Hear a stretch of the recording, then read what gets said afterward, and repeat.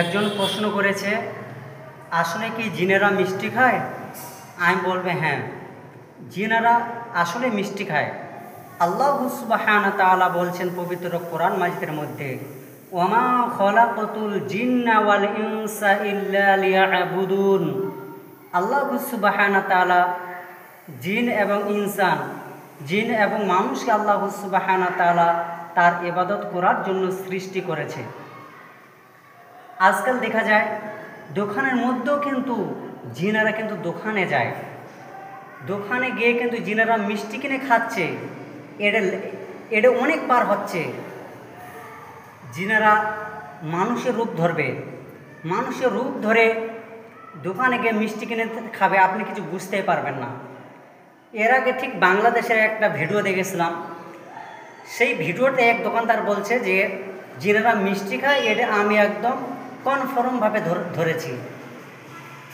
তাকে জিজ্ঞেস করা হলো, তুমি জিনকে কীভাবে ধরতে পারছো? এটা জিন বলছে, যখন জিনেরা মিষ্টি কিনতে আসে দোকানে, তখন কিন্তু তার ছায়া কিন্তু মাটিতে পড়ে না।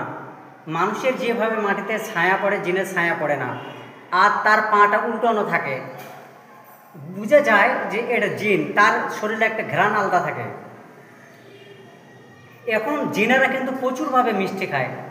দোকানে দেখবেন অনেক দোকানদার বলে যে রাত্রেবেলা মিষ্টিটা ঠিক সুন্দরভাবে সাজিয়ে গুজিয়ে রেখেছি, কিন্তু সকালবেলা এসে দেখছি যে মিষ্টিটা ঠিক সাজানো গুজানো নাই, উলট পালট হয়ে গেছে, কেমন হয়ে গেছে, এরকম অনেক বলে। তার মানে ওই জিনে কিন্তু উলট পালট এবং মিষ্টি জিন খায়। আল্লাহ সুবহানাহু ওয়া তাআলা জিনদেরকে শক্তি দিয়েছেন, এমনকি তারা মানুষের রূপ ধারণ করতে পারে। মানুষের রূপ ধারণ করে পয়সা নিয়ে কিন্তু মিষ্টি খাবে, আপনি কোনো টের পাবেন না। আল্লাহ সুবহানাহু ওয়া তাআলা তাদেরকে ক্ষমতা দিয়েছেন, এবং মানুষ এবং জিনদেরকে আল্লাহ সুবহানাহু ওয়া তাআলা তার ইবাদত করার জন্য কিন্তু সৃষ্টি করেছেন। জিনরা অনেক কিছু করতে পারে, মানুষের রূপ ধারণ করতে পারে। যখন মানুষের রূপ ধারণ করবে, তখন কিন্তু সাধারণভাবে কিন্তু মানুষের মতো করে ঘোরাফেরা করবে, আপনার সঙ্গে কথা বলবে, আপনার আশেপাশে থাকবে। এরকম করে জিন কিন্তু ঘুরবে, আপনি কোনো টের পাবেন না, কোনো ধরতে পারবেন না। আসলে কিন্তু সেটা জিন।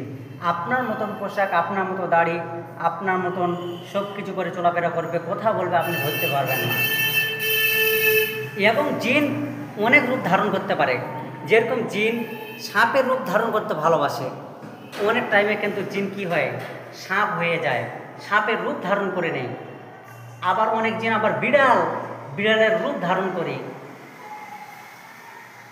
আপনারা জিন থেকে বেঁচে থাকার একটা উপায়, সেটা হচ্ছে, এক নাম্বার হচ্ছে আপনাকে ভয় করতে হবে না, সাহস করতে হবে, আপনাকে সাহস করে চলতে হবে। এবং যখন আপনি গরুর মাংস খাবেন, মাছের কাঁটা, গরুর মাংস খাবেন বা মাছ খাবেন বা মুরগির যে কোনো আপনি মাংস খেতে পারেন। যখন মাংস খাবে, মাংস খাওয়ার পর যে আপনার হাড়গুলো আছে, ওই হাড়গুলোতে আপনি পানি ঢালবেন না। কেন? গরুর মাংসতে কিন্তু ওই গরুর মাংস হাড় কিন্তু জিনেরা খায়। যখন আপনি খেয়ে হাড়টা ফেলে দিচ্ছেন, সেগুলো কিন্তু জিন খায়, কেন আমরা দেখতে পাই না। এবং মাছের কাঁটা সে জিন খায়। আর ওই টাইমে যদি আপনি গরুর মাংসের মধ্যে যদি আপনি কী করেন, যদি ওই গরুর মাংসকে হাড়টা ফেলে দিলেন এবং সঙ্গে সঙ্গে পানি ঢেলে দিলেন, মাছ খেলেন, মাছের কাঁটা ফেলে দিলেন, সঙ্গে সঙ্গে পানি ঢেলে দিলেন, পানি ঢাল চলবে না, সেটাকে সে জিনরা খায়। আল্লাহ সুবহানাহু ওয়া তাআলা তার ক্ষমতা দিয়েছেন সেগুলো খাওয়ার।